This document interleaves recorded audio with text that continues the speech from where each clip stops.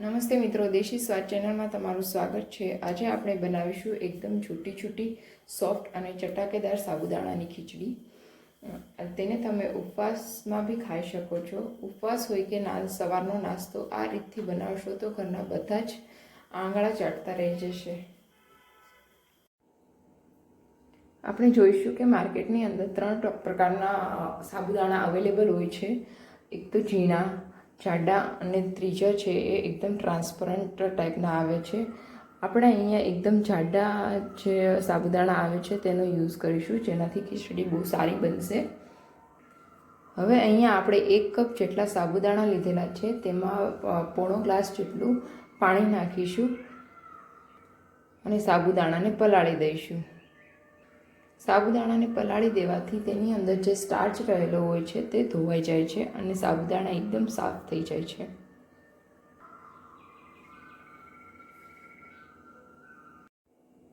સાબુદાણાની ખીચડી બનાવવા માટે આપણે 1 વાટકો જેટલા બટાકા લીધેલા છે અને અધકચરા ખાંડેલા સિંગદાણા લીધેલા છે। સિંગદાણા અધકચરા ખાંડેલા લેવાથી તેનો ટેસ્ટ એકદમ સરસ આવે છે। અને ત્યારબાદ ખીચડીને વઘારવા માટે આપણે લીમડો લીધેલો છે અને મરચું બી લીધેલું છે।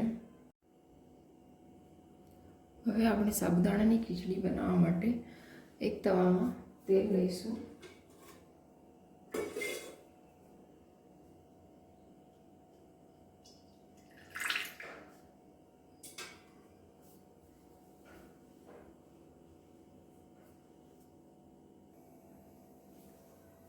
ત્યારબાદ તેમાં આપણે અડધી ચમચી જેટલું ધાણા જીરું નાખીશું અને વઘાર કરવા માટે લીમડાના પાન નાખીશું। ત્યારબાદ અડધો બાઉલ જેટલા મરચાં નાખીશું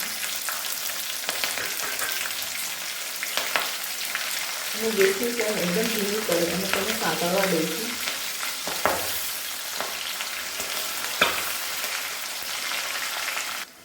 થોડા સતરાઈ જાય ત્યારબાદ તેમાં આપણે બટાકા નાખી દઈશું।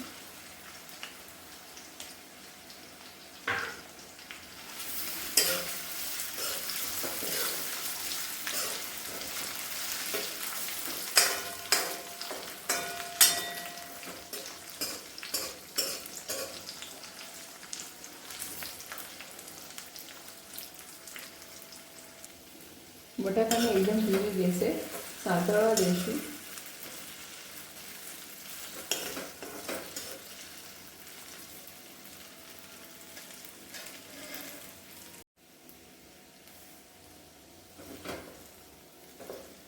બટાકા થોડા ગોલ્ડન બ્રાઉન થાય ત્યારબાદ તેમાં આપણે અધકચરા ખાંડેલા સિંગદાણા નાખી દઈશું।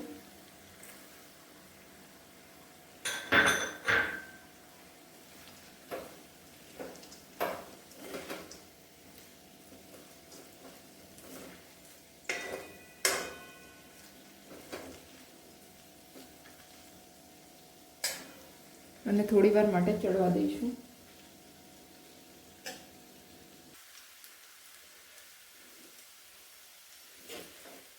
ખીચડીમાં શેકેલી સિંગનો ભૂકો છે એનો ટેસ્ટ એકદમ સરસ આવે છે, તેથી આપણે તેની અંદર અધકચરા ભૂકાનો યુઝ કરીશું। હવે તેમાં આપણે સ્વાદ પ્રમાણે મીઠું નાખીશું।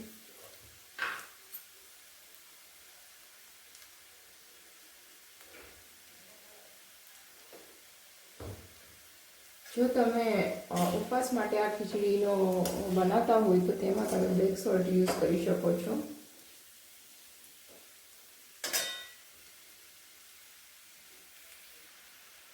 હવે તેમાં થોડું લીંબુ નાખીશું। બટાકા અને સિંગનો ભૂકો છે એકદમ ચડી ગયો છે। હવે આપણે તેમાં સાબુદાણા નાખી દઈશું।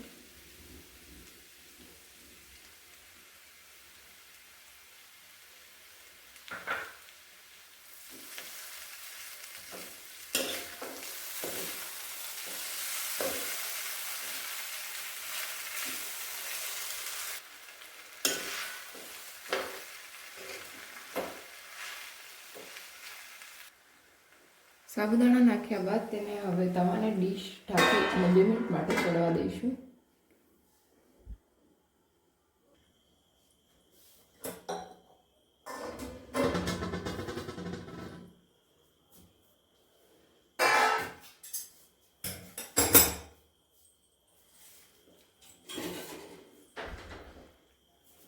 તૈયાર છે આપણી સાબુદાણાની ખીચડી. આ ખીચડીને તમે દહીં કે છાશ સાથે બી એન્જોય કરી શકો છો. આ મારી ખીચડી તમે એકવાર બનાવીને ટ્રાય જરૂરથી કરજો અને મને બતાવજો કમેન્ટ બોક્સમાં કે કેવી બની છે. ત્યાં સુધી જય શ્રી કૃષ્ણ.